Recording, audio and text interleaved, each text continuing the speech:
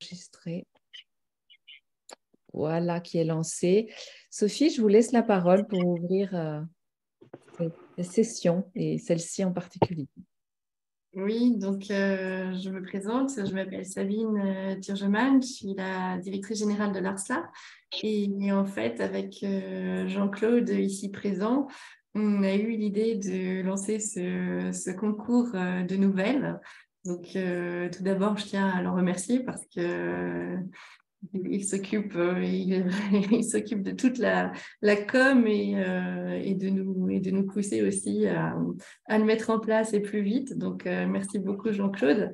Et pour nous, c'est très important de vous donner cette possibilité de prendre la parole, de vous lancer dans l'écrit. Et c'est pour ça aussi qu'on remercie beaucoup Natacha d'avoir voulu bien animer ces ateliers.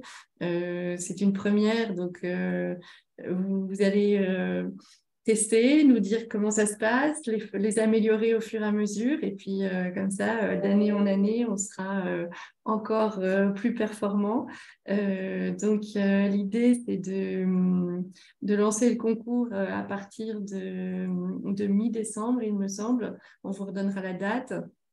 Les nouvelles seront posées sur le site internet de l'ARSLA et ils seront diffusés. Il y aura aussi des posts sur les réseaux sociaux pour pouvoir demander aux gens de voter. Donc, il y aura 50% de la note, même si ce n'est pas l'objet de la note qui sera de la part des internautes. Et ensuite, on monte un jury avec des professionnels et aussi des personnes du conseil d'administration de l'ARSLA, notamment Jocelyne. Et le président du jury sera donc Jean-Claude. Et ils donneront le 50e autre pourcentage de la note. Et donc, nous aurons 5 lauréats. Nous proposerons de publier ces 5 lauréats dans une revue en juin et accompagné d'une interview faite par une journaliste. Voilà. Et c'est très important d'avoir vos écrits. C'est libre. Il n'y a pas de, ça doit pas être réel ou pas réel, c'est à vous de voir. Et j'espère que ces cours vous montreront que tout le monde peut le faire. Et il faut tenter l'expérience et c'est une belle aventure qui s'annonce. Donc, j'ai hâte de vous lire. Et maintenant, je voudrais juste, avant de vous laisser, commencer, Natacha, juste lire un petit mot de Jean-Claude, justement. Donc, je vous lis ce qu'il vous écrit. Il dit l'écriture m'a permis d'extérioriser ma colère, mes angoisses, mais également une certaine reconnaissance des beautés de la vie. Lorsqu'on est enfermé dans un corps inerte ou que l'on est aidant, spectateur impuissant, écrire peut soulager énormément. J'encourage tous les patients SLA et leur entourage à le faire. Voilà. Donc, à vos claviers, il n'y a plus qu'à. Et à vous, Natacha, je vous laisse. Merci beaucoup Sabine. Je voulais saluer Alice qui nous a rejoint entre-temps. Stéphanie, bonjour aussi. On vous voit. Et Jérôme qui est revenu après avoir eu un problème probablement de connexion. Et aussi Mélissa qui arrive. Donc voilà, désolé, il y a encore des petites réceptions de personnes avant qu'on commence. Donc je propose d'attendre Mélissa. Et du coup, nous sommes 20 là réunis. Ce qui est vraiment chouette pour une première. En attendant que tout le monde arrive, je voulais simplement aussi vous dire que j'étais très émue et honorée d'être parmi vous. Merci Sabine et Jean-Claude. Et puis de participer à cette aventure parce qu'on va la construire ensemble en fait. Vous et nous. Et la RSLA, et puis Jean-Claude, et puis vous, Sabine. Voilà. Donc, pour vous redonner un petit peu le fonctionnement, c'est qu'on va vivre 1h30, on va vivre 4 sessions tous les vendredis d'1h30 ensemble. Et en fait, celle-ci sera un petit peu la première, et donc vous allez recevoir beaucoup d'informations. Je vais essayer de vous les donner de façon à ce que ça soit digeste, mais n'ayez pas peur. Derrière ça, il y aura un document qui va vraiment regrouper tout ce qui va être dit là pendant 7h30 et que vous pourrez, qu'on va vous envoyer Alors, soit via moi, on n'a pas encore, mais soit c'est Sabine ou Jean-Claude, ou enfin bref, soit c'est l'ARSLA qui va les envoyer ou moi. Et donc, ne vous inquiétez pas, vous aurez un récap très sérieux de ce moment ensemble. J'ai prévu aussi des liens sur des nouvelles que vous pourrez lire. Ça met dans le bain d'être dans. Là, on pourra peut-être voir des petites choses, mais c'est vrai que ce sera important d'en lire quelques-unes pour vous mettre dans le bain. Je suis sûre que vous l'avez déjà fait, mais voilà, ça aide. Et puis, vous pourrez donc réécouter ceci aussi. J'oublie quelque chose, Sabine, sur les. Voilà. Bon, la possibilité de vous écrire peut-être s'il y a des questions particulières entre deux. Absolument, oui. Donc, on pourra aussi travailler. Là, aujourd'hui, ça va être un petit peu euh, magistral, entre guillemets, parce que j'ai envie de vous donner des éléments sur la nouvelle. Et après, dans les sessions suivantes, on va rentrer dans les textes, on va un petit peu les analyser, on va comprendre comment ils fonctionnent. Et donc, si vous, pendant vous évoluez, que vous êtes en train de travailler sur votre nouvelle, que vous vous posez des questions, n'hésitez pas à me les envoyer parce que de toute façon, vous recevrez mon adresse email et c'est bienvenu. Et puis aussi, même de m'envoyer des bouts de texte ou des débuts de texte enfin de nouvelles en tout cas, pour me demander avec une question, avec une interrogation, etc., pour me demander de réagir. Et à la limite, ça va être intéressant pour tout le groupe. Voilà. Donc, je voulais me présenter aussi. Je m'appelle donc Natacha Sels et en fait j'ai eu plusieurs métiers, mais donc j'ai été journaliste, attachée de presse, enseignante, chargée de com. Et en fait, s'il y a un fil rouge de tous ces métiers, c'est à la fois l'écriture et la transmission qui a été aussi important pour moi au niveau professionnel qu'au niveau personnel. C'est quelque chose qui m'importe.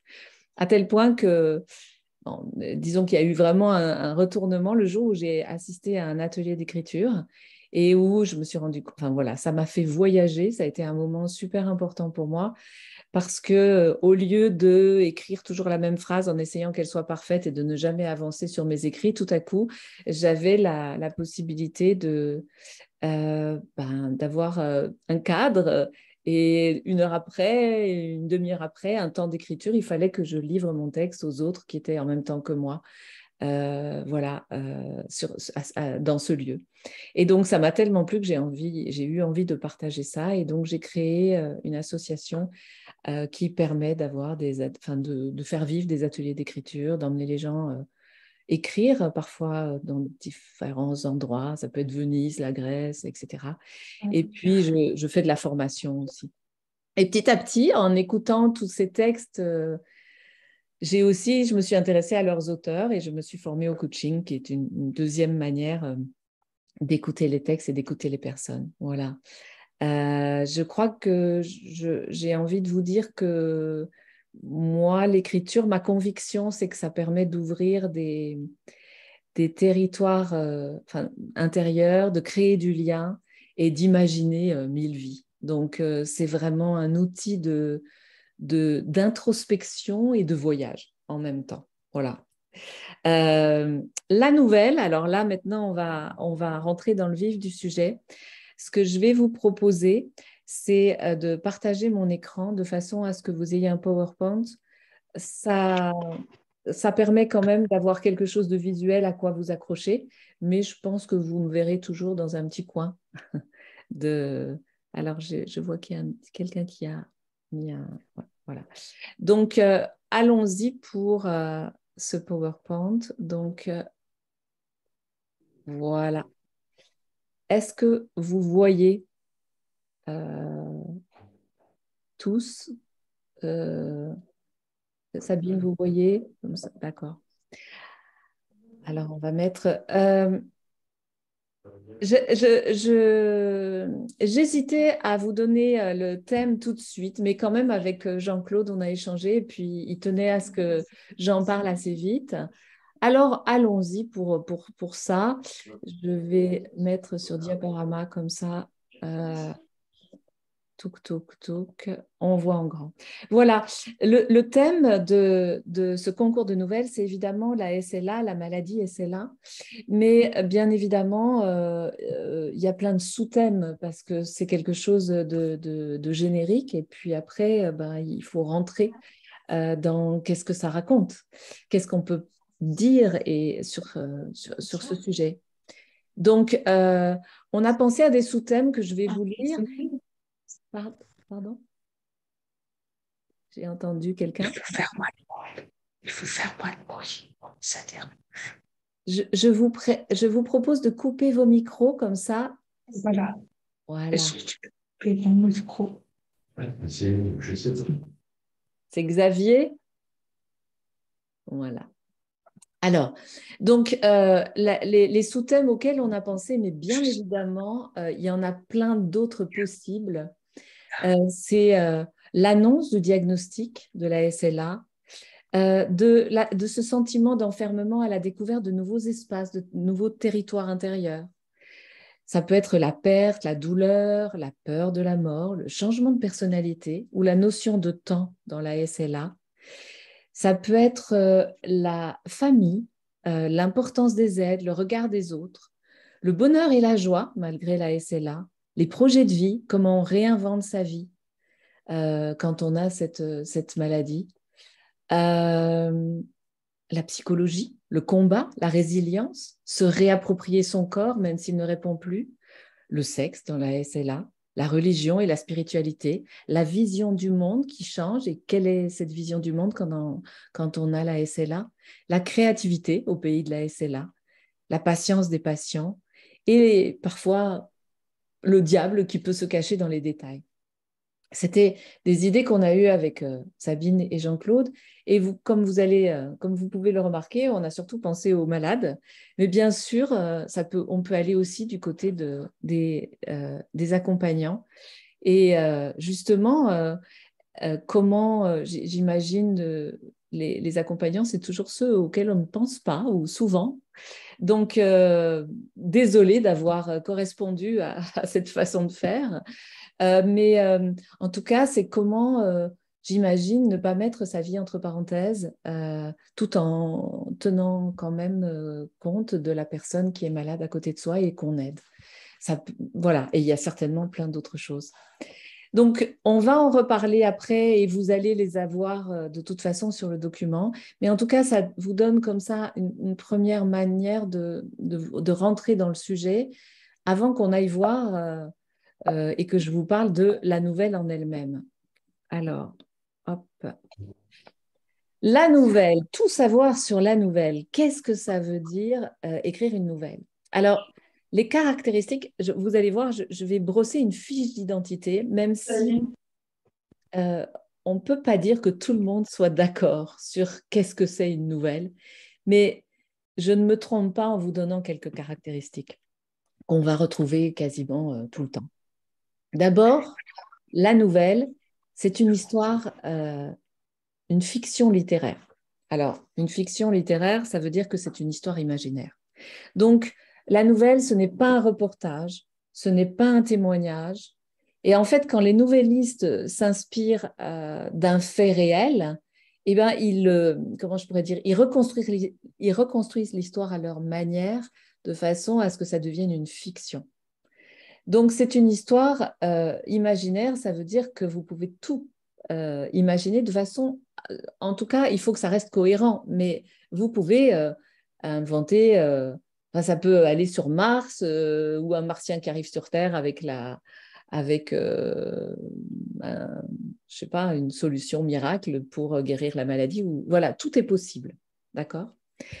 Et puis, en anglais, la nouvelle, on parle de short story. Alors, une short story, c'est une histoire courte. Et donc, en général, la nouvelle, elle est courte. Bien sûr, ça peut aller d'une phrase, une page, à 100 pages. Donc, tout le monde n'est pas d'accord avec ce que ça veut dire courte. Mais là, de toute façon, vous n'aurez pas le choix puisque vous avez 3 pages à fournir et 5000 signes. Donc, de toute façon, ça va être court. Le plus souvent, la nouvelle est concentrée sur une action et un personnage. Alors, une unité de temps, ce n'est pas systématique, mais c'est une seule action. On ne part pas dans 1000 péripéties. on se penche sur une action et sur un personnage, parfois plusieurs, mais pas pléthore de personnages parce que vous n'avez pas le temps de développer ça. Et une chose importante, c'est que votre personnage, il va y avoir un cœur d'histoire dans la mesure où il va évoluer psychologiquement et se transformer entre le début et la fin du récit. Ça, c'est vraiment important. Et puis, vous avez peu de temps dans une nouvelle, puisque 3 pages, ça va vite. Et donc, vous allez tricoter un texte assez serré. Il n'y a pas d'éléments inutiles. Je ne sais pas si vous avez déjà regardé même des films. On dit que, par exemple, admettons que ce soit un film policier, si la caméra fait un gros plan sur, je ne sais pas, un vase chinois, eh bien, ça va être utile. C'est quelque chose qui a du sens parce qu'on va voir qu'à un moment, ce vase va avoir une place dans l'histoire. C'est la même chose là. Il ne s'agit pas de faire des digressions. Si vous parlez de quelque chose, c'est parce que ça va avoir du sens dans votre histoire. Donc, ça veut dire qu'on tricote serré, il n'y a pas d'éléments inutiles. Et du coup, on arrive à quelque chose de bref, mais qui va avoir beaucoup d'effets. C'est des textes forts. C'est des textes que vous allez travailler, peaufiner au couteau. Donc, c'est une forme littéraire qui est rigoureuse et qui peut avoir une chute percutante ou inattendue, et c'est assez plaisant quand c'est le cas. Mais cette fameuse chute dont on parle souvent dans les nouvelles n'est pas du tout obligatoire. Voilà, on peut avoir tout à fait un texte qui s'achève simplement sans chute, mais on va y revenir après. Donc, n'hésitez pas, si vous avez des questions, à me les poser. Alors, je vais peut-être sortir du diaporama pour vous voir, en fait. Et je me demande si on ne va pas faire comme ça, ça me permet de voir quand même. Non, je ne peux pas regarder en même temps. Alors, les questions, vous les réservez, puis on les réserve pour la fin, à ce moment-là. Donc, on est sur les caractéristiques de la nouvelle, mais l'idée, c'est ok, d'accord, c'est bien, mais est-ce que je sais raconter des histoires et est-ce que j'ai de l'imagination? C'est souvent la question qu'on se pose. Et en fait, il y a une réponse qui est apportée par Nancy Houston et qui dit, bien sûr que oui, vous savez raconter des histoires. Et elle dit, parce qu'Homo sapiens fantasme, extrapole, tricote des histoires en permanence. Et donc, ce serait même un talent que tous les humains partagent spécifiquement, à tel point qu'elle nous a appelés l'espèce fabulatrice. Donc oui, bien sûr, on sait raconter des histoires et on ne fait que ça à longueur de temps. Et ça remonte à loin, en fait, cette histoire-là. Ça remonte à toujours. En fait, si on regarde les grottes des hommes préhistoriques, il y a déjà des dessins, c'est déjà des histoires qu'ils se racontent. Et un certain Joseph Campbell a étudié plein de mythes, de légendes, de contes du monde entier. Et à force de les mettre ensemble, de regarder, il s'est aperçu que on pouvait en fait sortir de là une dramaturgie universelle et métaphorique. Ça veut dire quoi? Ça veut dire qu'on retrouve une façon de raconter des histoires dans le monde entier et à l'autre bout du monde, parfois d'un côté comme de l'autre. Finalement, on va retrouver la même dramaturgie. Et il a appelé ça le voyage du héros. Alors, je vous en parle, c'est 12 étapes et je vous en parle rapidement, juste ça, c'est pour le plaisir. En général, l'histoire, c'est un héros qui est un être tout à fait ordinaire comme vous et moi, qui vit dans un monde ordinaire. Et puis tout à coup, il ressent un appel. Il est appelé, et ça peut être un appel intérieur ou c'est à l'extérieur, il se sent appelé. Et au début, il n'a pas très envie d'y aller, mais ça le pousse, hein, mais il est effrayé parce que c'est un appel vers l'inconnu. Et puis tout à coup, il se dit, bon, allez, j'y vais, je passe le seuil. Et parfois, il est encouragé à le faire par un mentor. Et puis, il va découvrir derrière le seuil un monde dont il ne connaît pas les codes, il ne connaît pas les règles. Et dans ce monde attendent des épreuves, des ennemis, mais aussi des alliés. Et puis, comme ça, il va vivre toutes sortes d'aventures qui arrivent l'ultime épreuve. En général, c'est une mort symbolique où il quitte son ego. Et puis, du coup, son Graal, il va pouvoir l'obtenir. L'objet de sa quête, il va l'obtenir, le ramener dans le monde dont il vient et transformer, par cette expérience, il va essayer de partager ce qu'il a découvert avec les autres. Et en fait, cette histoire-là, c'est Star Wars et de George Lucas. Et quand Joseph Campbell a publié son livre en disant voilà, il existe 12 étapes du héros qui voyage, eh bien, il y a plein de gens qui se sont inspirés de ça. Et même un certain Christopher Vogel a écrit le guide du scénariste qui a beaucoup servi à toutes sortes de gens qui travaillaient à Hollywood. Alors, tout ça, c'est bien joli, mais nous, on ne raconte pas toujours une saga. Surtout là, nous, c'est une nouvelle de quelques pages qu'on doit écrire. Alors, certes, nous pouvons raconter des histoires, et seulement le problème, c'est qu'on le fait souvent sans en connaître les règles. Et comment savoir ce qu'il faut absolument pour qu'une histoire, elle soit intéressante, qu'elle nous accroche. J'ai envie de vous raconter une petite chose avant de répondre à cette question. Je vais vous lire quelque chose qui s'appelle Journal d'un gant de toilette. Alors, je vous explique le contexte. En fait, c'est une émission de radio qui avait lieu sur France Culture et qui s'appelait Les Papous dans la tête. C'était une émission où il y avait plein de jeux d'écriture et où ils s'amusaient beaucoup. Et un des jeux d'écriture, c'était de se mettre dans la peau d'un objet. Et donc, un certain Hervé Letellier, alors peut-être vous en avez entendu parler parce qu'il a eu le prix Goncourt 2020 pour l'Anomalie, avait écrit un petit texte que je trouve assez amusant et que je vais vous lire. Alors, ce n'est pas une nouvelle, mais vous allez voir qu'on va pouvoir y déceler ce qui fait une histoire, une bonne histoire, ou une histoire auquel on s'accroche. Alors, journal d'un gant de toilette. 10 janvier. Sans me vanter, je ne suis pas mal. Rouge, avec une frise orange. En fait, je fais partie d'une parure complète. Serviette de plage, sortie de bain, tapis de pied. Mais dans la bande, c'est moi le plus réussi. Petit, mais élégant et solide avec sa double couture, attache-cordelette tressée. Ah là là, je vais y arriver. Attache-cordelette tressée, c'est normal qu'on m'ait choisi. 11 janvier.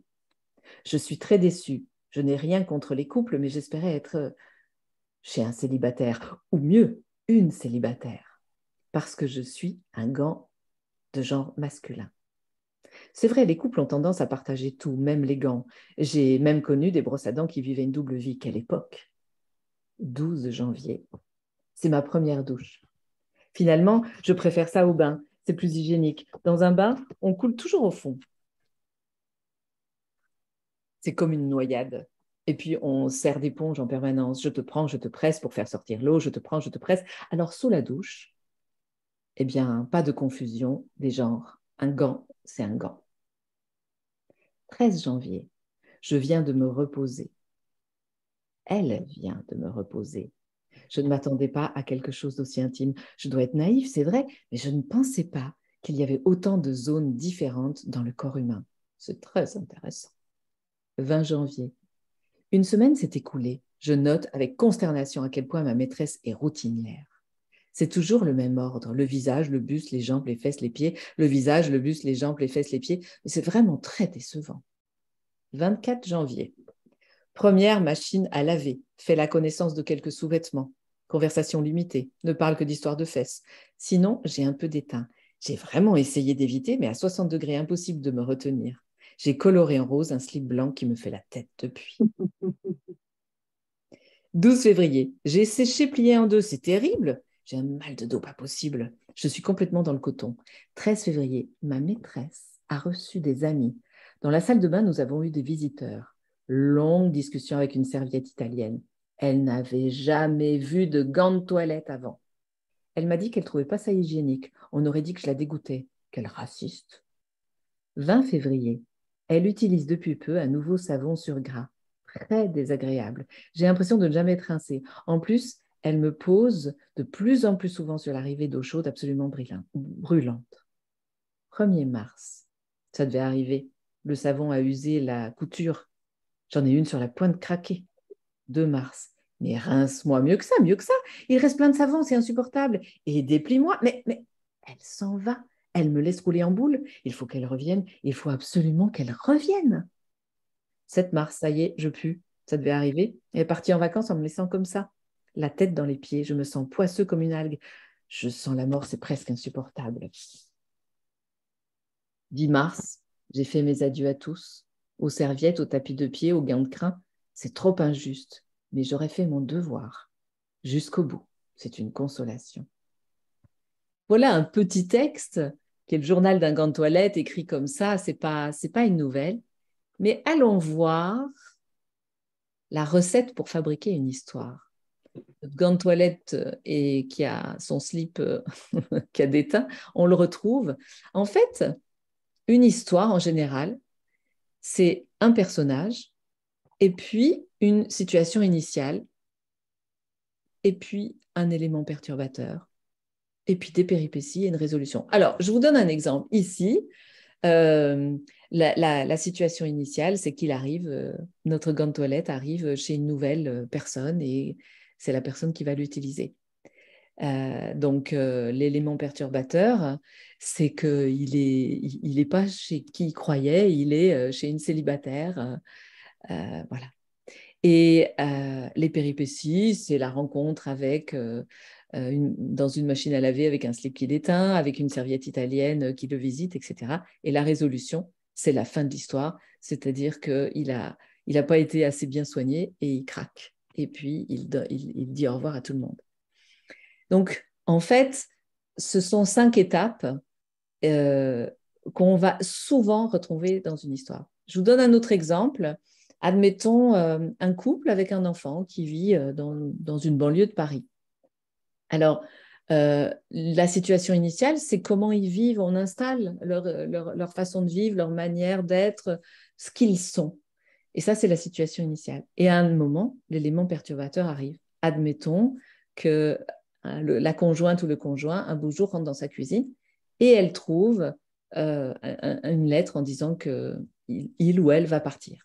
Et à partir de là, eh bien, l'équilibre est brisé. Et l'idée, c'est qu'il va falloir retrouver un équilibre. Ça ne sera jamais le même, même en admettant que la personne revienne, ça ne sera jamais le même parce qu'il y a des péripéties et on se transforme à travers ces péripéties jusqu'au moment de la résolution et éventuellement de l'épilogue. Alors, on ne va pas retrouver ça systématiquement, mais c'est bien que vous l'ayez en tête, cette histoire-là, parce que vous allez voir qu'on la retrouve souvent. En tout cas, ce qui est nécessaire absolument pour une histoire, c'est qu'il y ait un personnage et un élément déclencheur. Ou sinon, il n'y a pas d'histoire, ça suit son cours, il n'y a rien qui se passe.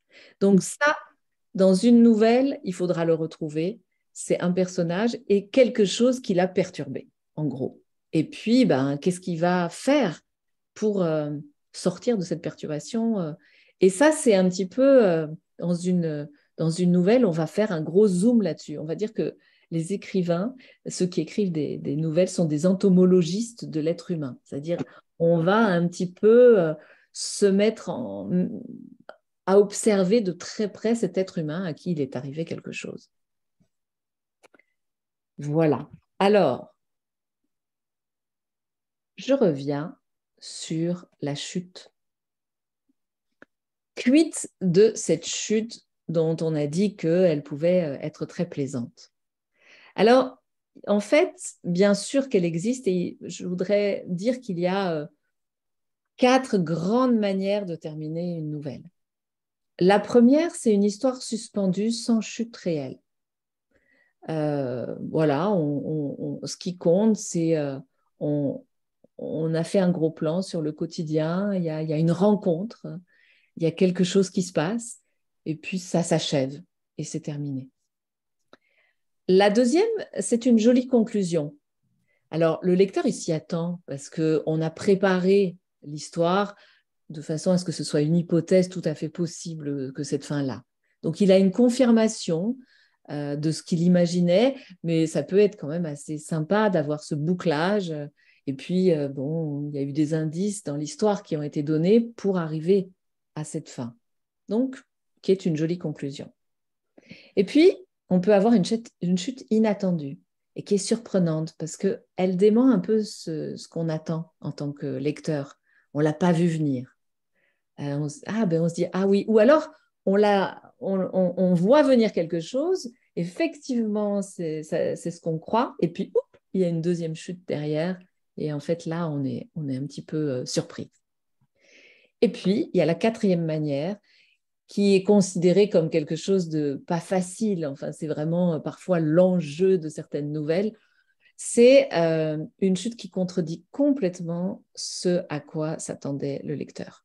Et c'est vrai que ça peut être assez jouissif parce que ça veut dire qu'on est baladé et qu'on est complètement retourné, en fait. Quand on relit la nouvelle, parce que tout à coup on se dit, ah ben oui, bien sûr, comment je dirais, les ingrédients et les indices y étaient, parce que sinon ça ne fonctionne pas, mais on avait tout fait pour nous brouiller et pour nous mettre sur une mauvaise piste. Et donc on s'est fait balader, mais avec beaucoup de bonheur. Alors je vous ai mis des exemples de ces différentes chutes et je regardais l'heure et je me dis que ça pourrait être sympa que je vous en propose les deux premières. Ensuite, donc le sport d'hiver, je vais vous le lire et vous allez voir un petit peu comment ça se passe parce que c'est relativement court. Et j'aurais assez envie de vous lire Les Trois Inséparables aussi, de Gaël Pingot. L'illusion de Stéphanie Canteloup, c'est un exemple qui a gagné un concours de nouvelles et on le retravaillera ensemble plus tard. Et puis la dernière, eh ben, c'est un peu long et donc je ne vais pas non plus vous dire exactement ce qui se passe à l'intérieur parce que ce serait déflorer la nouvelle et ce serait dommage. Et donc, je vous ai mis la nouvelle à lire et que vous pourrez déguster tout seul quand vous serez tranquille chez vous. Le pauvre petit garçon de Dino Buzzati est un exemple typique de retournement de nouvelles. Mais je vous ai donné dans le texte que je vous enverrai, j'ai donné d'autres exemples et vous en aurez d'autres choix aussi. Alors, je commence par les sports d'hiver. C'est une petite nouvelle assez courte et que je trouve délicieuse et étonnante, qui se trouve dans un livre qui s'appelle La brisure d'Hélène Lenoir. En lui, quelque chose de mou, de douillet, de flasque, et dessous, des pousses dures, sèches, des pointes. Peut-être un reliquat de ce qu'il était il y a 30 ans, osseux et tout en tendons.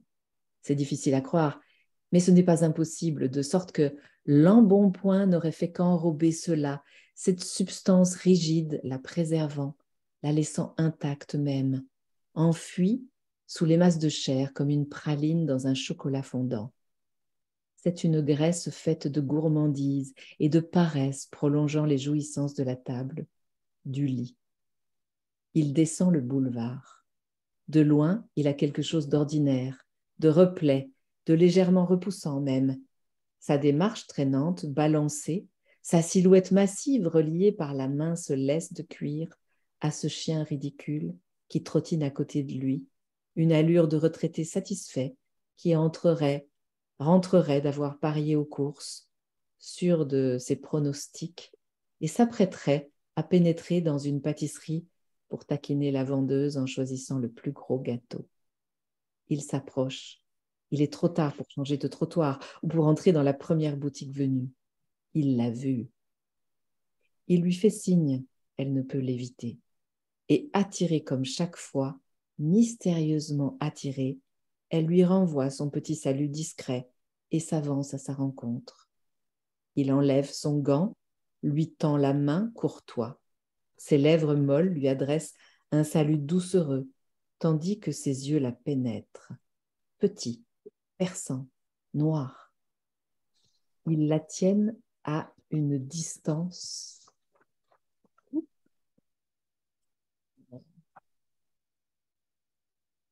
respectueuse, chevaleresque baise-main, et la jauge en même temps, aisance de l'officier pénétrant au bordel.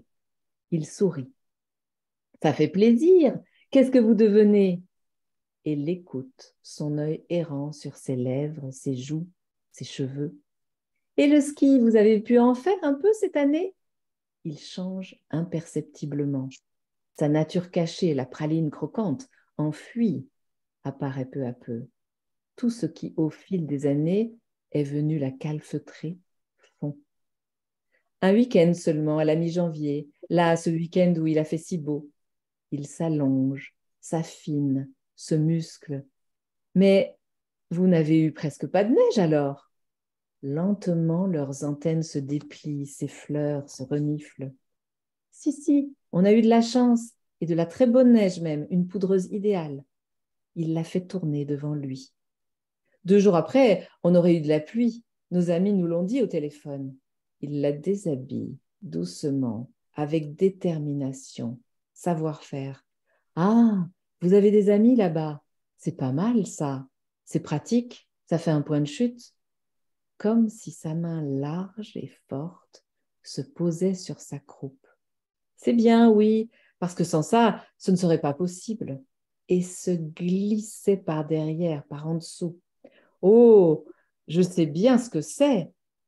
Et même les petites pensions de famille, rien que la nuit et le petit déjeuner à 4, se frayaient un passage insistant, têtu, forçant la résistance de ses cuisses.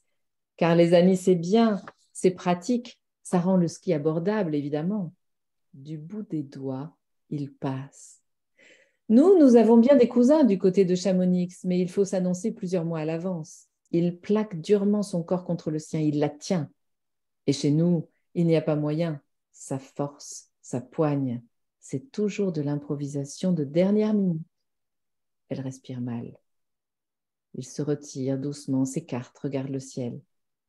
On dirait que le temps va se couvrir. Et moi qui, une fois de plus, suis sortie sans parapluie. Sa bouche épaisse, son regard caressant, furtivement éclairé d'une impertinence triomphante, d'une polissonnerie grivoise, aussitôt éclipsée par 2 ou 3 lents battements de paupières. Le chien tire sur la laisse. Ses traits se brouillent, les joues mollissent, le nez s'empâte, les épaules tombent. Il remet son gant, soulève son chapeau. Un éclair, un défi, quelque chose d'indéfinissable, de fuyant. Puis, le regard s'opacifie, la peau redevient grumeleuse, gris, jaune, et il s'éloigne, banal, vieillot, rondelet, avec son petit chien au bout de la laisse, son chapeau de tweed qui semble l'écraser, tasser sa silhouette de plus en plus grise, molle, insignifiante, au bout du boulevard. Donc là, on a une espèce de rencontre assez étonnante parce qu'il y a un jeu de... À la fois, il se parle des sports d'hiver et de choses tout à fait anodines. Et sur un deuxième plan, pendant ce temps-là, il y a une espèce de chose qui se passe, bien évidemment sans réalité, mais où la femme est prise en otage de ce personnage qui n'est pas le petit vieux qu'on croit voir, mais une sorte d'être de pouvoir, en fait. Donc, c'est assez étonnant et ça se termine juste à la fin de la rencontre. J'ai envie de vous lire une autre nouvelle. Est-ce que vous pensez, Sabine, que c'est possible? Et elle va donc illustrer la jolie conclusion. Et puis, elle va illustrer autre chose dont je vous parlerai plus tard, c'est que de temps en temps, on peut partir d'une chanson. Parfois, c'est l'évocation d'une chanson qui nous donne l'idée d'une nouvelle. Et ici, dans Les 3 inséparables de Gaëlle Pingot, elle va utiliser une chanson de Lerbe. Elle a demandé son accord pour pouvoir l'utiliser. Et donc, il y a un moment où ça va chantonner un peu. C'est des passages de la chanson, comme vous ne pouvez pas le voir. Je vous le dis à la place. Donc, 3 inséparables. Ils sont 3 inséparables. Il y a Stéphane, Reynald et Romain. Moi, je suis D'Artagnan. C'est comme ça qu'ils m'ont surnommée très vite parce que je suis le larron supplémentaire. Je n'ai rejoint leur groupe, partagé leur complicité, je ne les ai aimés que longtemps après leur rencontre. Le 4e mousquetaire, dans le cas présent, porte jupon. Je suis la femme de Stéphane. Ce n'est pas faute qu'il m'ait raconté 150 fois leur rencontre, mais je n'ai jamais bien compris comment ça s'est fait. J'imagine, comme tous les souvenirs forts mais lointains, que le temps a modifié un peu la réalité et qu'elle a fait son œuvre chez chacun d'une manière différente, d'où une certaine confusion à l'arrivée. Ils sont tous d'accord pour dire que c'était au collège et que la prof d'histoire était nulle, ce qui n'explique pas grand-chose en soi. S'il résultait de chaque cours d'histoire absolument nul des amitiés inextinguibles, le monde serait plus doux et ça se saurait. C'est assez mince donc comme explication, mais je m'en tiens à ça. Le reste les regarde et je les respecte. La grande histoire de leur vie, c'est leur date d'anniversaire. Chacun à son tour a fêté son anniversaire un jour de grand événement mondial. Selon leur humeur et selon le nombre de bières qu'ils ont bu, ils y voient le destin ou le hasard. Ils en rient, ils en pleurent, ils s'en moquent, ils s'en effraient.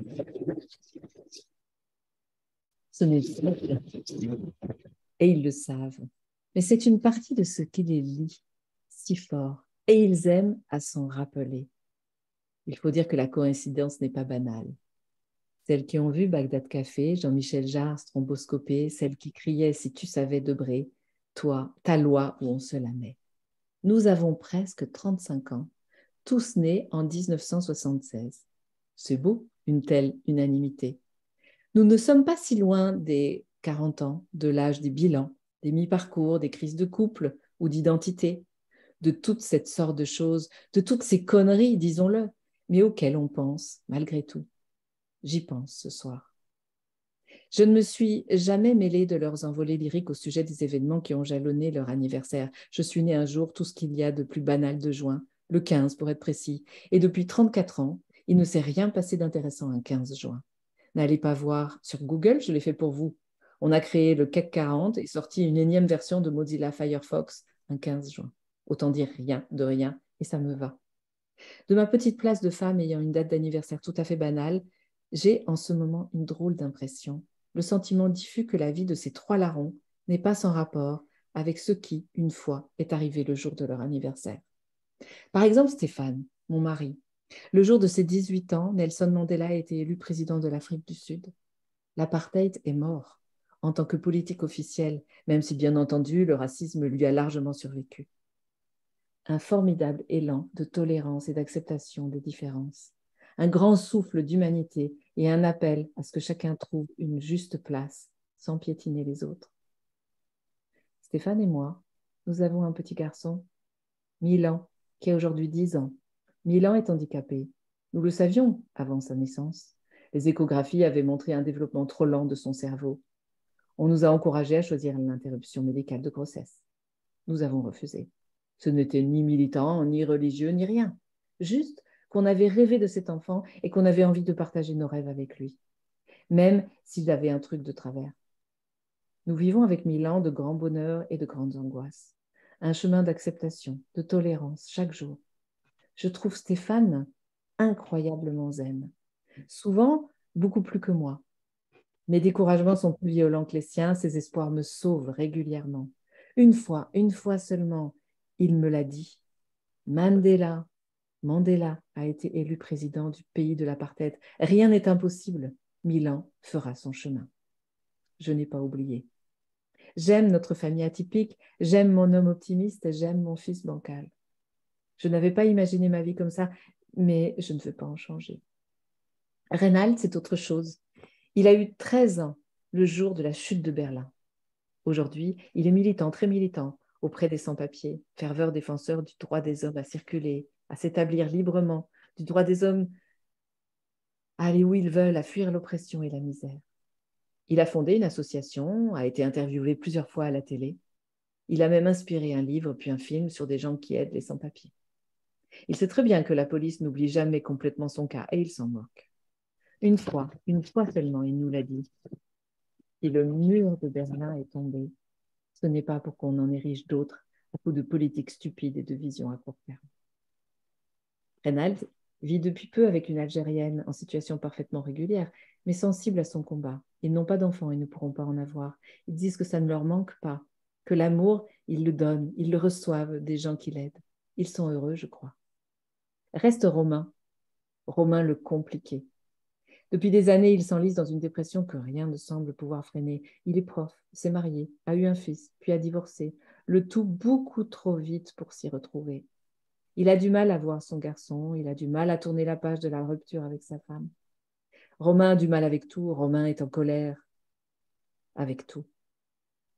Il râle sur l'éducation nationale qu'il trouve figée et maltraitante. Il râle contre les juges qu'il trouve lents et de parti pris. Il râle contre la société qu'il trouve stupide et régressive. Et puis, il râle contre lui-même parce qu'il râle trop. Romain détruit, Romain n'arrive pas à reconstruire, Romain est en guerre contre sa propre vie et ne parvient pas à s'engager sur le chemin de la paix. Pour un type qui a eu 25 ans le 11 septembre 2001, c'est peut-être difficile de voir le bon côté des choses. Je n'en sais rien. Une fois seulement, il me l'a dit. Le monde s'est écroulé le jour de mes 25 ans. Comment voulais-tu que je reste debout? Celles qui disent « Ah, tu crapotes », celles qui touchaient pas à mon pote, celles qui ont recopié par cœur puisque tu pars sur un classeur. Je pense à tout ça aujourd'hui dans cette salle d'attente de l'hôpital. Nous sommes 3, moi, Stéphane et Reynald, à attendre des nouvelles de Romain.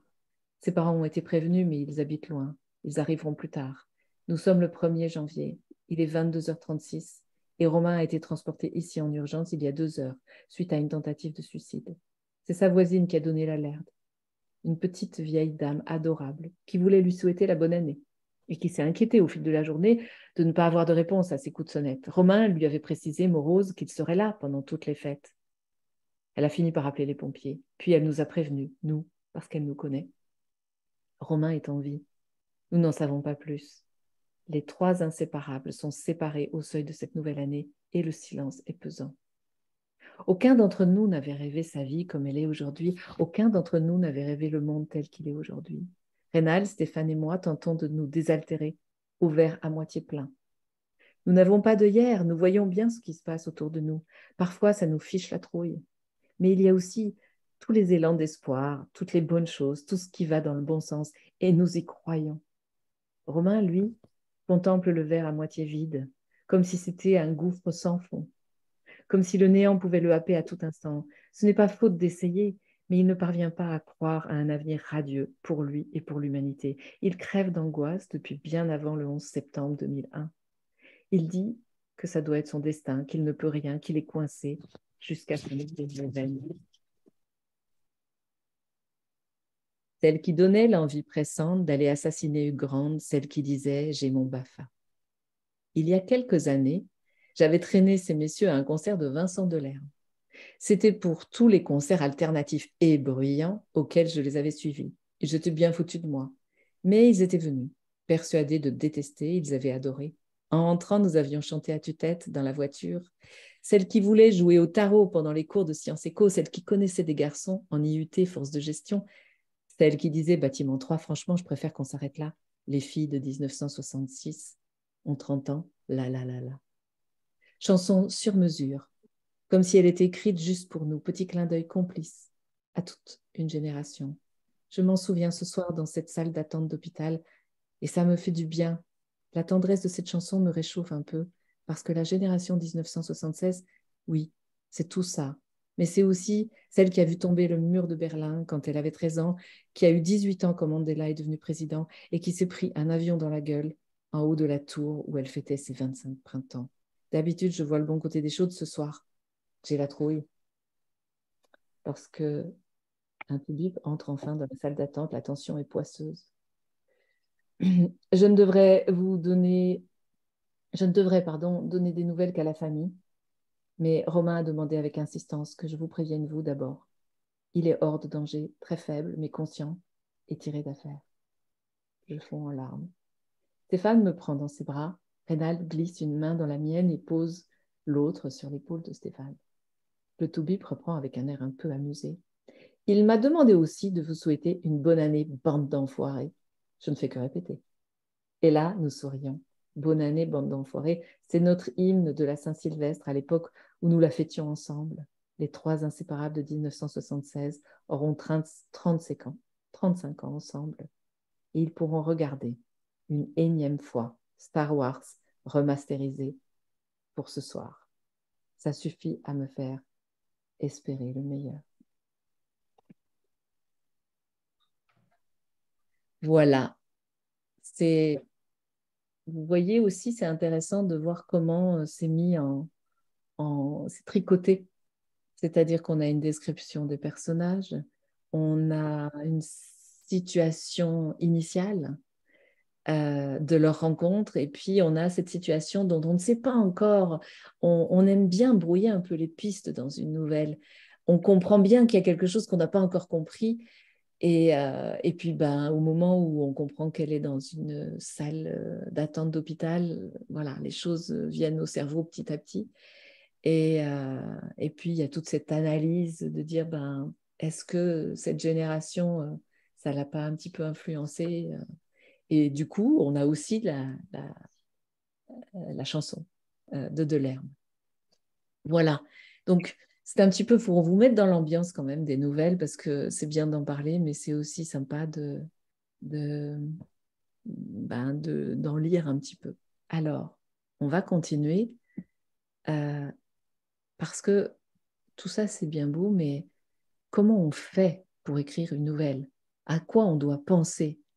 Euh, alors, on a vu une chose vraiment essentielle, l'histoire, elle doit être centrée sur un événement. Là, l'événement, c'est qu'ils attendent. Alors, il y a d'autres informations qui viennent, mais ils attendent quelqu'un dans une salle, enfin, des nouvelles de leur ami dans une salle d'attente. La première phrase, c'est important, elle doit accrocher. Donc ça, c'est intéressant que vous soyez, vous vous lanciez, mais après, vous allez retrouver votre première phrase et vous dites, bon, est-ce que c'est la bonne? Et puis, le gros travail, c'est de garder le fil de son récit et de penser à une progression de l'histoire et à la tension dramatique. Voilà, il faut qu'on reste accroché un petit peu à votre histoire. Et pour ça, ben, il faut donner des informations au fur et à mesure qui font qu'on reste en haleine. Et puis, il est important de donner un cadre, une atmosphère. Et quelques mots suffisent. Vous n'avez pas de place pour de grandes discussions. Là, on ne décrit pas la salle d'attente. Hein. Mais on a bien compris l'atmosphère, en revanche. Alors, je vais vous donner un exemple issu d'un livre qui s'appelle La petite Italie de Béatrice Bex, parce que ça montre comment, en une phrase, on peut planter le décor. Aux fenêtres, linge multicolore, voilure prête à prendre le large. Sur les rebords, risquant d'estourbir en cas de vent les passants dont l'heure avait sonné, des plantes arrosées de vin rouge, café noir et jus de chic. Voilà, on n'a pas une description longue de quelque part, mais on brosse, on plante un décor comme ça en une phrase pour montrer bien que on rigole pas là dans le quartier. Hein. C'est un quartier pauvre. Après, il y a le personnage, le fameux personnage. Alors, sans lui, il n'y a pas d'histoire. Ça, c'est la chose qu'il faut vraiment retenir. Et il y a je dirais, trois choses qui sont importantes pour travailler votre personnage. C'est plutôt montrer que dire. Qu'est-ce que ça veut dire? Ben, je vous donne un exemple. Et c'est comme au cinéma, en fait. Comme on ne peut pas faire des commentaires au cinéma, ben, on doit vous montrer.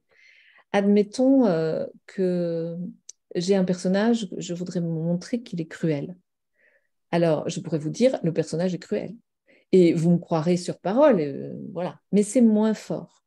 Par contre, je pourrais vous montrer ce personnage découpant un peu bizarrement le poulet du dimanche, avec une précision, une minutie un peu étrange. Et le lendemain, il sort de chez lui et il donne un grand coup de pied dans le chien de la voisine qui lui a rien fait. Là, on commence à se dire, mais c'est qui ce type-là? Qu'est-ce qu'il est en train de faire? Il n'est pas un peu bizarre? Vous voyez? C'est ça, montrer plutôt que dire. Et faire passer la psychologie par les comportements, en fait. Et puis, il faut qu'il soit crédible. Alors ça, c'est pas évident. Et je vais vous donner une façon de faire pour travailler cette crédibilité. Mais d'abord, je vais encore vous citer un ou deux exemples. Toujours le premier, toujours de La petite Italie de Béatrice Beck. Et elle parle d'Alida. Et elle dit, sa fiancée, croyante, quoique belle, pétrissant elle-même les pâtes, toutes, lavait le plancher, les pieds nus comme les enfants au bord de la mer qui s'amusent avec la frange d'écume, faisait la lessive avec des cendres et la pitance avec des orties, d'un pinceau trempé dans du lait de chaux, effaçait les ombres des murs. Donc là, on joue aussi avec des images, en fait. Ça veut dire qu'elle se débrouille bien avec l'adversité. En fait, ça veut dire ça. Mais on le dit de façon littéraire et différente. Alors, un autre exemple, c'est dans Monsieur Parent de Maupassant.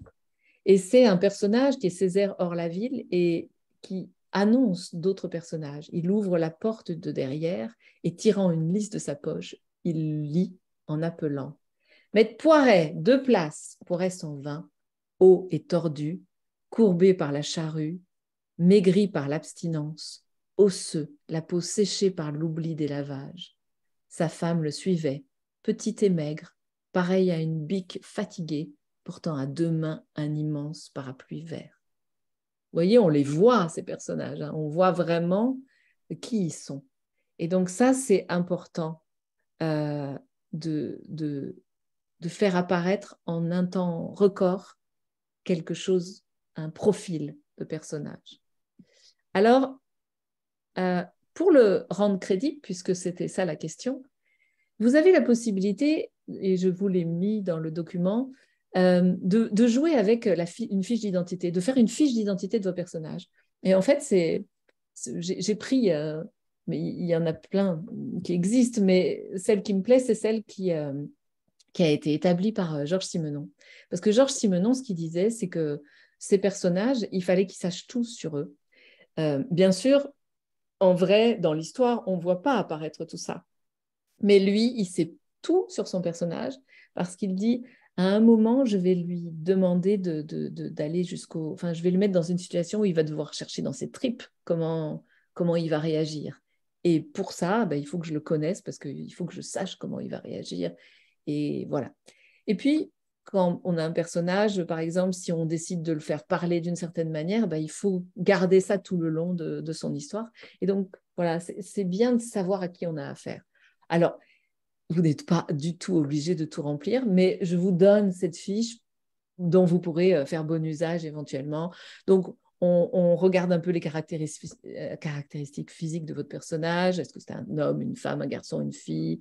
Ses traits, son allure générale, sa gestuelle, sa santé. Est-ce qu'il est malingre ou pas? Est-ce qu'il a des gestes particuliers? Est-ce qu'il a une façon de s'habiller? Est-ce qu'il a des accessoires, une lunette qui retire tout le temps? Enfin bon, plein de bijoux ou pas? La Castafiore, elle a plein de bijoux, par exemple. Donc, ça fait partie de son profil. Ensuite, la situation du personnage dans la vie, sa nationalité, son milieu social d'origine et puis sa tendance politique éventuellement. Est-ce qu'il a eu une scolarité ou pas? Est-ce qu'il est orphelin? Est-ce qu'il est divorcé? Est-ce que, bon, voilà, célibataire, marié, divorcé, des enfants, pas d'enfants, des amis, un club, des loisirs, des passions. Enfin bon, voilà, vous pouvez vous amuser un petit peu à peindre ce personnage. Et puis, bien sûr, sa psychologie. Et ça, c'est assez important. Qu'est-ce qui motive cette personne? C'est quoi son moteur, son cœur dans la vie? Qu'est-ce qui le fait bouger? Et son caractère, ses qualités, ses défauts importants.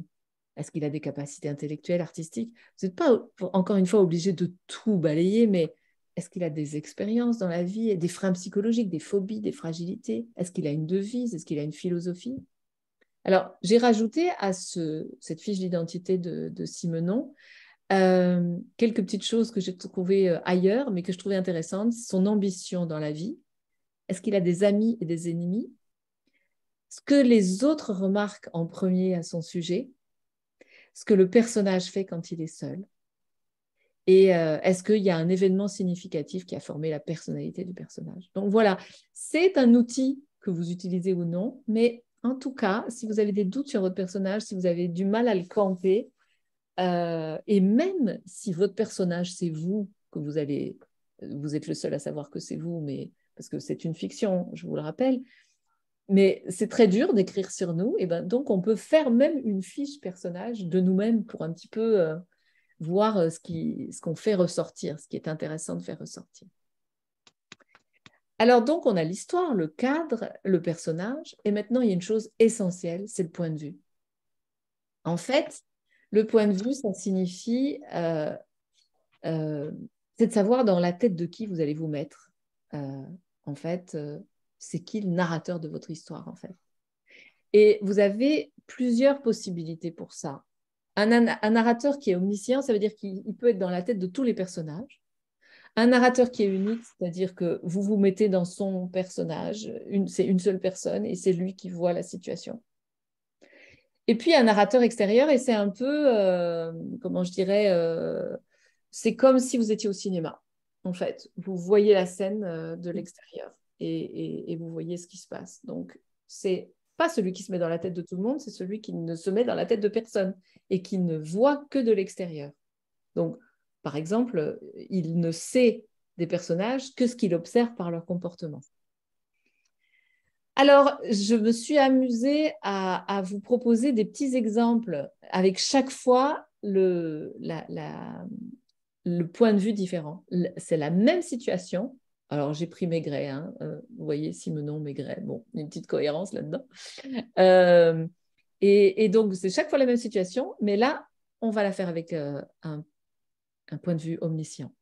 Maigret entre dans la pièce et regarde autour de lui. Il est perplexe. Qui avait pu grimper jusqu'à cet étage et ouvrir la fenêtre? Madame de la Pompe, assise dans son fauteuil, l'observait d'un œil acéré. C'était donc lui, le célèbre détective?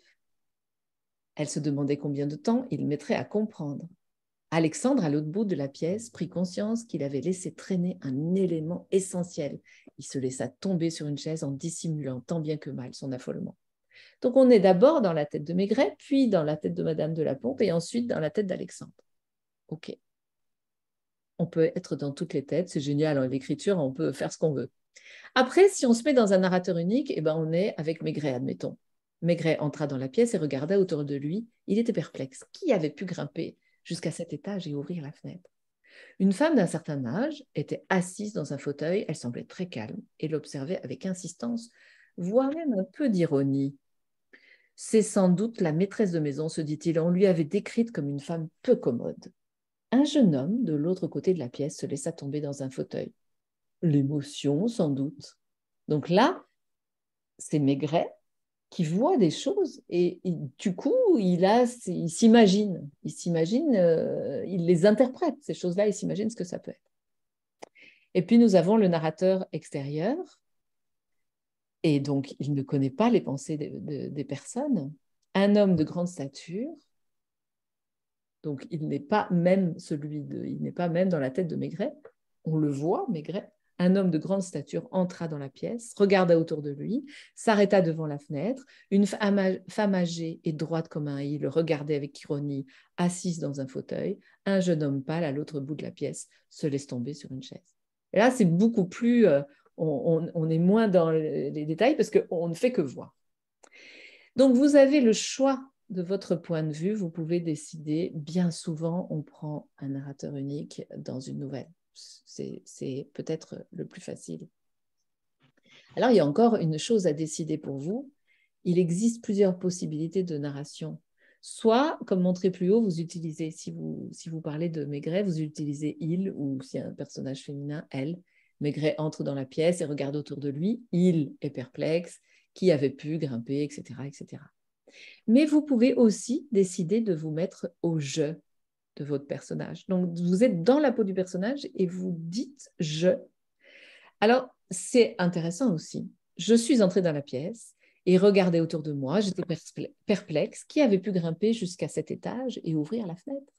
C'est sans doute la maîtresse de maison, me dis-je. On me l'avait décrite comme peu commode. Alors, vous voyez, le il... le jeu, ça crée de l'intimité, on est proche de la personne, on va savoir tout ce qu'elle pense parce qu'on est tout le temps avec elle. Ça crée de l'intimité et c'est vraiment intéressant. Par contre, vous ne pouvez voir que ce que ce jeu voit. On est tout le temps avec lui, on ne peut pas connaître d'autres choses. Mais c'est intéressant. Après, il existe aussi une adresse un peu étonnante qu'on ne trouve pas toutes les 2 secondes, mais qui est intéressante, une adresse au tu. Ça peut être au vous aussi. Et alors, ça peut être différentes choses, où on se parle à soi-même, mais qu'est-ce que tu es idiote, t'as oublié ceci, etc. Soit on parle au lecteur, as-tu remarqué que, etc., etc. Et donc on implique le lecteur. C'est pas évident, mais c'est intéressant.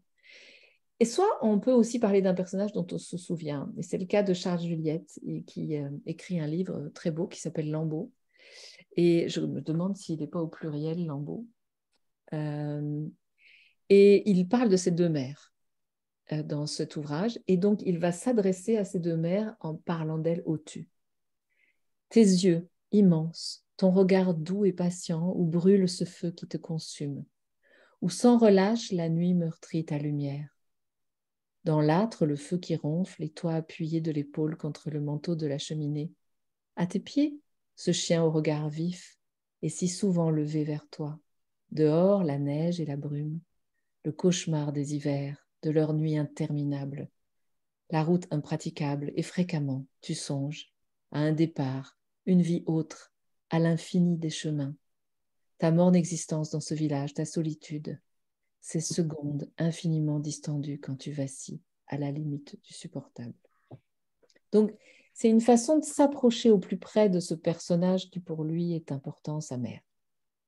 Je ne vous raconte pas l'histoire. En fait, je vous dis en deux mots, il apprend qu'à 8 ans, que la femme avec qui il vit et qui croit être sa mère n'est pas sa mère et que sa mère, il en a été retiré à 3 semaines et qu'elle est morte.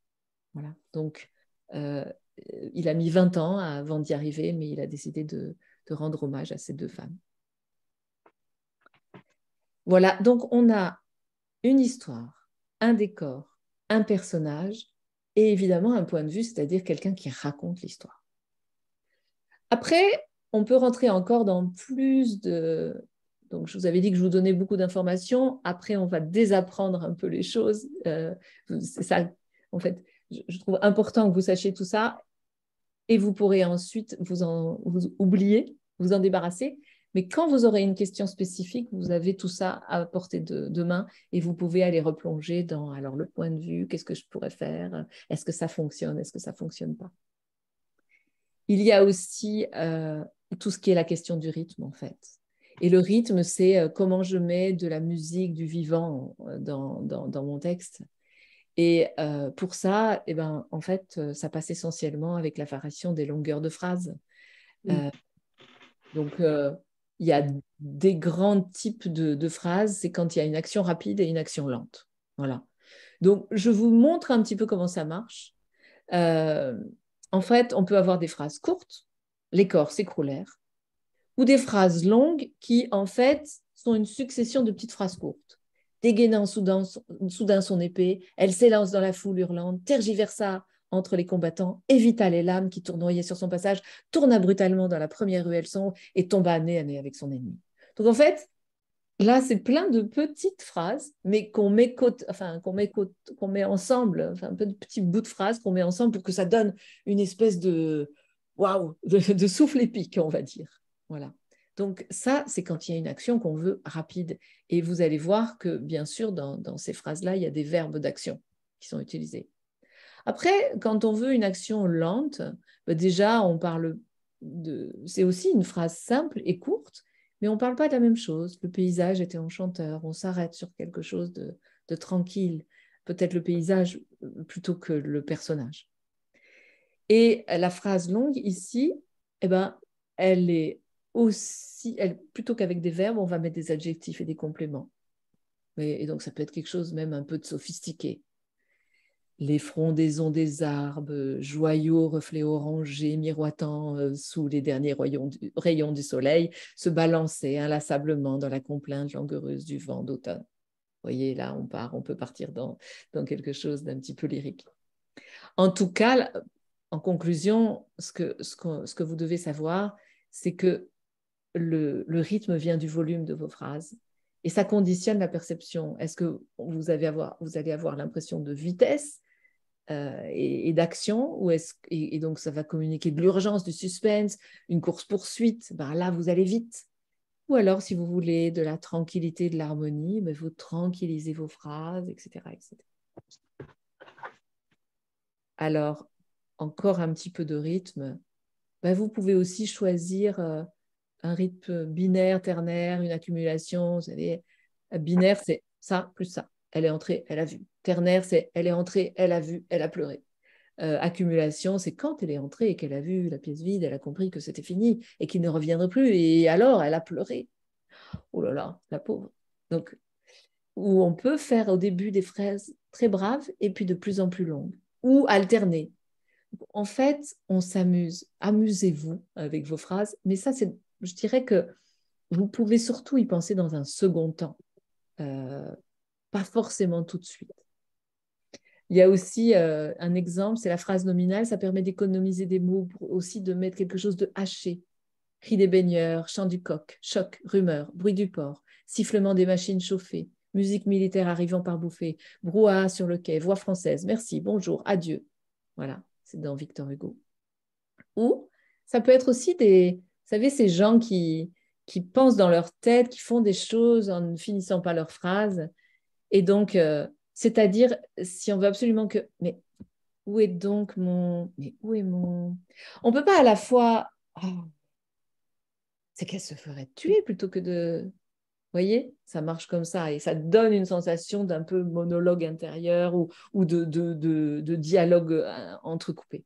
Donc, ça aussi, vous pouvez jouer avec, avec ce genre de choses. Alors, une dernière chose dont j'avais envie de vous parler, c'est que quand vous êtes sur une nouvelle, l'idée c'est que vous mettez de l'écriture, c'est quelque chose dont vous soignez l'écriture. Et pour ça, ce qui est intéressant, c'est de jouer, de vous amuser avec les mots. Et il y a une figure de style qui est vraiment importante, qui est la métaphore. Alors, déjà, qu'est-ce que c'est? Eh bien, si la comparaison établit un rapport entre deux éléments, Anne est jolie comme une fleur, la métaphore, c'est la même chose, sauf qu'on s'épargne le comme. Cette femme est une fleur. Ou encore, je suis amoureux d'une fleur, ce qui veut dire je suis amoureux de cette femme, mais qui est belle comme une fleur. Vous voyez, c'est une figure en fait qu'on utilise tout le temps sans même s'en rendre compte. Ça fait partie je dirais, des outils très privilégiés de l'écrivain. Alors, il y a deux écueils, en abuser, parce que comme il faut quand même décoder, le lecteur doit décoder, donc si on le fait tout le temps, ça finit par être déplaisant. Et puis, si on utilise trop de métaphores ou des métaphores trop, je dirais, courantes, clichés, ça va pas être terrible, genre les étoiles dans tes yeux. Bon, voilà, c'est-à-dire, il y a des choses, il faut être original dans ces métaphores. Et en fait, je voulais vous signaler qu'il y a des métaphores qui sont rentrées dans le langage courant. Le mot écueil, par exemple, c'est une métaphore au départ. Et il n'y a plus personne qui pense que les pieds d'une table, c'est une métaphore, mais en vrai, c'en est une. Mais on dit les pieds d'une table de façon courante. Alors, à quoi elles servent? Eh ben, c'est une façon de donner votre vision originale du monde. Et c'est ça qui fait votre style, en fait. C'est de jouer avec des mots qui n'ont pas l'habitude d'être mis ensemble. Et puis, ça sert aussi à mettre à distance une réalité qui peut être un peu crue, et donc d'en parler sans complaisance, mais quand même en donnant un peu de douceur. Ça peut être un parti pris de ne pas le faire et du coup d'être dans une écriture blanche.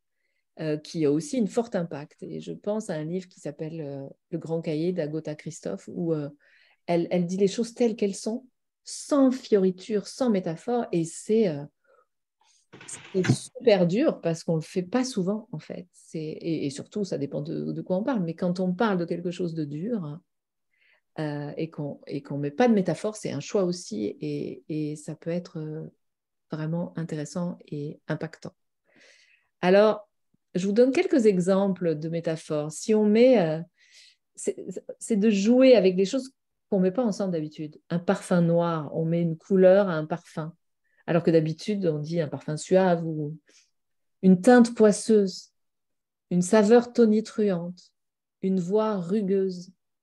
Ou alors, on change les catégories lexicales. Alors, c'est de Baudelaire himself.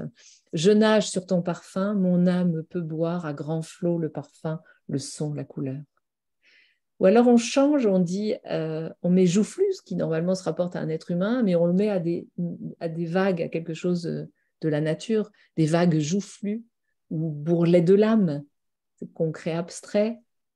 Alors, on dit normalement le ciel gris nous rend morose, mais là, on pourrait dire le ciel morose rend l'âme grise. On permute des choses.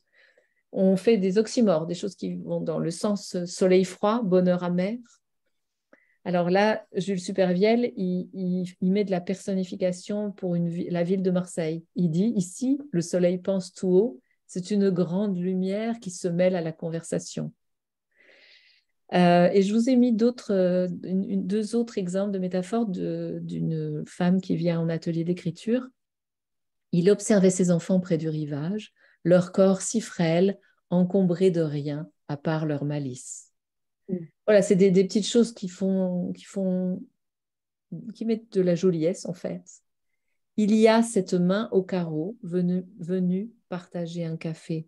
Ça fait longtemps que je n'ai pas vu ton fils, et ça étale de la nostalgie sur la toile cirée de la cuisine. Voilà les grands aspects dont je voulais vous parler. Alors, il faut se lancer. Et donc, pour se lancer, comment on fait? Déjà, on peut partir de plein de choses, en fait. Vous pouvez partir d'une situation. Alors, c'est l'exemple de la nouvelle que j'ai écrite qui s'appelle Écran noir. Et elle part de la rencontre avec un tableau. Vous pouvez partir d'un événement, l'annonce de la maladie. Vous pouvez partir d'un personnage, une rencontre avec un médecin qui change votre vision du monde, de la vie. Vous pouvez partir d'un détail marquant ou signifiant pour vous. Il a rasé sa moustache et et c'est plus du tout le même homme. Ouais, je dis personne ne l'a vu, ça c'est l'histoire d'un livre. Il y a un moment, tout un livre que je crois qu'il s'appelle La moustache. C'est un type qui devient fou parce qu'en fait, il a rasé sa moustache et personne ne le lui dit ou semble l'avoir vu. Et donc, il se demande s'il existe en fait. Vous pouvez partir d'une anecdote qui vous marque. Alors, dans Virginie, je pars d'une histoire que m'a racontée quelqu'un et j'en fais une petite, je dirais, une petite histoire un peu légère, alors que ça part d'une anecdote qui parle de... Alors, je ne veux pas le dire parce que je vous la laisse lire ou entendre, mais voilà, ça part de quelque chose qui pourrait être dur et en fait, j'en fais quelque chose d'un peu léger. On peut partir d'une sensation, l'enfermement et de son dépassement, du dépassement de cette sensation ou pas. On peut partir de la chute. Alors, par exemple, dans Dommage collatéral, ça c'est facile parce que comme c'est mon processus créatif, je peux vous en parler plus facilement.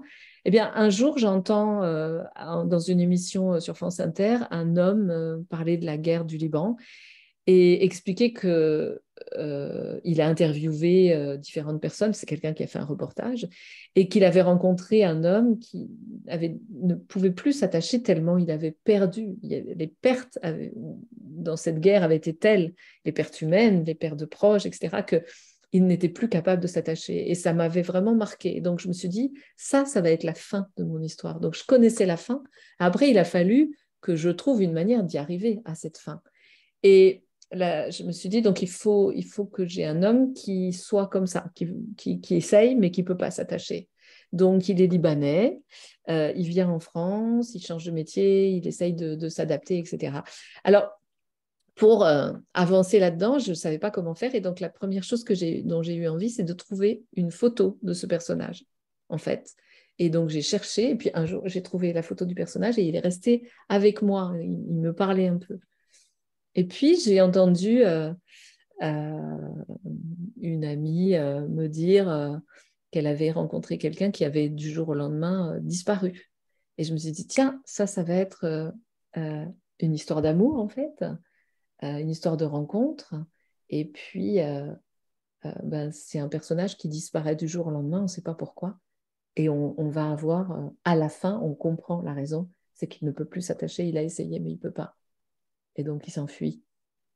Voilà, ça se construit comme ça, la nouvelle. Vous pouvez partir de la manière dont vous voulez. Ça peut partir d'une rage, pourquoi moi? D'une question, et si un Martien apportait une médecine qui permet de guérir la SLA? D'une envie, comment faire briller les yeux de la personne qui vit la maladie à mes côtés?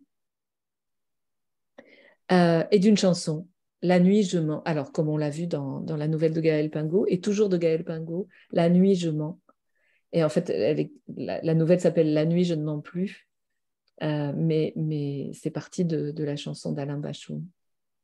Voilà, donc c'est quoi, enfin, en fait, et vous pouvez vraiment vous amuser à faire une sorte de brainstorming avec vous-même, de prendre une page, d'écrire des choses qui vous viennent, voilà, et de laisser les choses venir comme ça.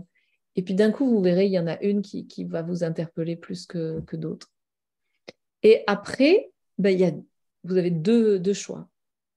Ou vous plongez, vous dites, voilà, j'ai mon idée et je plonge. Vous voyez, et vous voyez où ça vous emmène. Vous pouvez quand même vous poser quelques questions. C'est qui mon narrateur? Vous plongez, mais vous avez répondu à c'est qui mon narrateur, c'est qui mon personnage. Bon, il y a peut-être des choses que vous savez déjà, vous pouvez les noter, et puis après, vous voyez où ça vous mène. Il y a une autre manière de faire, c'est d'écrire une sorte de synopsis de votre histoire. Et l'étymologie de synopsis, c'est une vue d'ensemble, en fait. Donc, vous prenez de la hauteur, vous avez votre idée et vous la découpez comme une sorte de BD. Enfin, vous prévoyez, vous dites bah, d'abord il y aura ça, et puis il y aura ça, et puis il y aura ça, la personne réagit comme ça, il va se passer ça, etc. Et donc, vous avez toute votre histoire en tête, mais c'est une sorte de squelette, en fait, et après, vous rédigez pour l'habiller. C'est une autre. Alors, ça, il n'y a vraiment ni une bonne ou une mauvaise manière de faire. Il m'est arrivé de faire les deux en fonction de mon idée, de mon humeur. Voilà, ça n'a pas tellement d'importance. Donc, voilà les grandes choses que j'avais envie de vous dire. J'espère que ce n'était pas trop fastidieux. En tout cas, vraiment, tout ça, vous allez le retrouver dans le document que je vais vous envoyer. Vous aurez des nouvelles que vous pourrez lire, parce que je vous ai mis chaque fois des exemples de nouvelles qui permettent de voir quand je me dis tel type de chute, ben vous lirez la nouvelle et vous allez mieux comprendre. Mais là, il nous reste quand même un petit peu de temps si vous aviez envie de faire des retours ou surtout si vous aviez des questions. Je te remercie, Jérôme. Alors, dans un atelier d'écriture, souvent, on tutoie. Et donc, comme on va se retrouver plusieurs fois, si vous me donnez l'autorisation, on peut se tutoyer. Donc, voilà, je ne sais pas si c'est OK pour vous. Euh, donc, merci aussi à Jocelyne. Est-ce que vous auriez des questions éventuellement? Moi, je me dis que là, vous allez commencer à vous lancer. Et puis, qu'après, eh ben, on va rentrer dans les textes. Parce que là, évidemment, c'est un petit côté magistral, fastidieux, puis plein d'informations. C'est pour ça que j'ai eu envie de lire quand même des nouvelles pour vous faire rentrer aussi dans le récit. Mais après, la fois prochaine, moi, ce dont j'ai envie de vous parler, c'est comment vous allez... Parce qu'il y a se lancer, il y a avoir l'idée, se lancer, et puis après, il y a la réécriture, en fait. Parce que bien évidemment, quand on se lance, c'est un premier jet. Et le premier jet, c'est jamais le jet final. Il faut vraiment retravailler. Et croyez-moi, si vous voulez, une nouvelle, ça se retravaille 2, 3, 4 fois. Il y a Jean Echenoz qui disait « J'écris mon livre 5 fois ». Oui. Donc, c'est pas fou. Ne vous dites pas je suis mauvais parce que je réécris sans cesse. Par contre, il y a un moment où il faut la finir et ça, on en reparlera la fois prochaine. Ça, c'est une chose que je voulais vous dire. Et puis surtout, moi, je dirais, lancez-vous, faites un premier jet et puis le lendemain, vous relisez. Alors, ça peut être aussi une façon de... Et là, vous pouvez recorriger 2-3 choses et puis continuer. Moi, j'aime bien travailler comme ça. Ou alors, merci Jérôme pour le tutoiement. Voilà, c'est une façon de faire. J'aime bien travailler un jour, laisser reposer et relire après. Parce que sinon, vous avez tendance à vous dire ah ben non, c'est pas bon. Non, non, non, non. On se calme, c'est bon. Il faut laisser décanter laissez le temps un peu, et puis comme ça, vous la redécouvrez, votre nouvelle. Voilà. Donc, alors, j'ai vu qu'il y avait des OK pour le tutoiement et je vous en remercie, mais je voulais voir s'il y avait des questions. Touk touk. Peut-on avoir un animal comme personnage? Absolument. Absolument. Vous pouvez avoir alors des personnages morts ou vivants. Vous pouvez avoir, je ne sais pas si, vous pouvez avoir un personnage euh, qui est un objet, un animal, une maison. Et vous pouvez le faire comprendre ou en faire la surprise et qu'on ne s'en rende pas compte tout de suite. Ça, vous l'avez, j'avais plusieurs exemples. Il y a dans les chutes, alors je vous l'ai laissé dans les documents, mais je n'ai pas été développer ça. Mais dans les différentes chutes, je vous mets ce qui peut se passer. On peut avoir du doute sur l'identité du personnage. Est-ce qu'il est surnaturel ou est-ce qu'il est réel? Est-ce qu'il est mort ou est-ce qu'il est vivant? Est-ce qu'il est anonyme ou est-ce que c'est un héros? Est-ce que c'est un adulte ou est-ce que c'est un enfant? Est-ce que c'est un humain ou est-ce que c'est un animal? Est-ce que c'est un personnage ou un clone? Est-ce qu'il est un peu fou ou il est saint d'esprit? Voilà, on peut avoir plein de choses comme ça autour du personnage et s'amuser autour de ça. Les sous-thèmes sont effectivement seulement indicatifs. C'était pour vous donner des pistes. Alors, ça va m'obliger à revoir mon bout de copie. Alors, Jérôme, je ne sais pas pourquoi tu dis ça.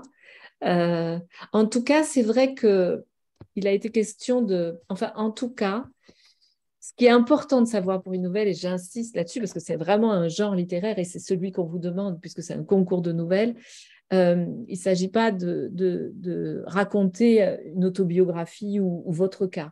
Ça doit être transcendé dans une histoire fictionnelle. Ça n'empêche que ça sera votre histoire quand même, c'est pas un problème. Mais et du coup, vous prendrez un peu de distance aussi, et ça c'est intéressant. Alors, merci pour ce cours, manque les raquettes.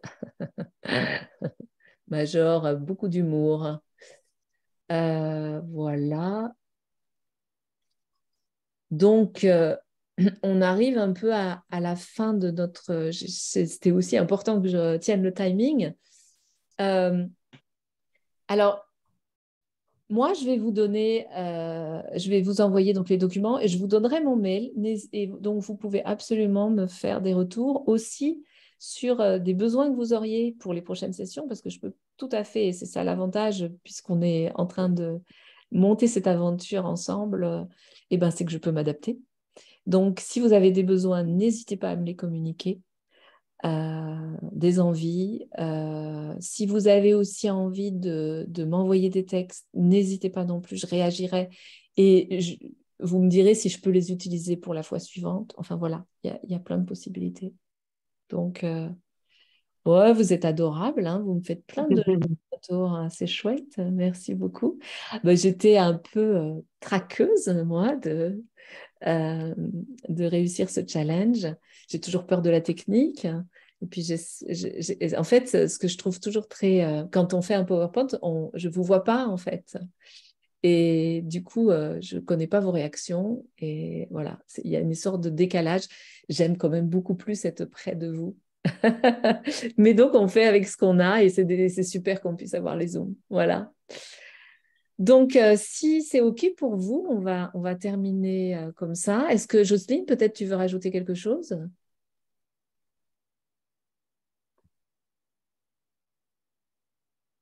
Il faut que tu... Oui, c'est ça. J'étais en train de chercher. Moi aussi, la technique, c'est pas toujours mon fort, donc je cherche. Non, j'ai rien de très très particulier à ajouter, si ce n'est que c'était effectivement très intéressant. Et moi, qui me suis promenée un peu sur les différents visages, j'ai vu l'attention que tout le monde a eu en permanence sur ces paroles et ces lectures qui sont aussi très intéressantes. Donc, merci beaucoup. Je me permets de vous dire que je me suis... Donc, dans les liens que je vous ai donnés, je vous ai mis des nouvelles que j'avais écrites parce que je me suis amusée à les mettre en son. Donc, il y a l'aspect écrit, mais pour ceux qui préfèrent écouter, bon, c'est aussi une manière de découvrir les nouvelles à l'écoute. Voilà, on s'est amusé à faire ça avec mon webmaster pendant le confinement pour les sortir du tiroir. Voilà. Je crois que... Ah oui, j'avais envie de... Ah, ben il n'est plus là.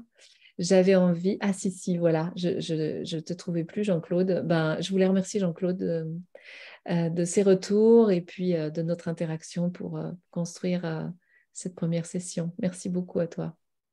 Voilà.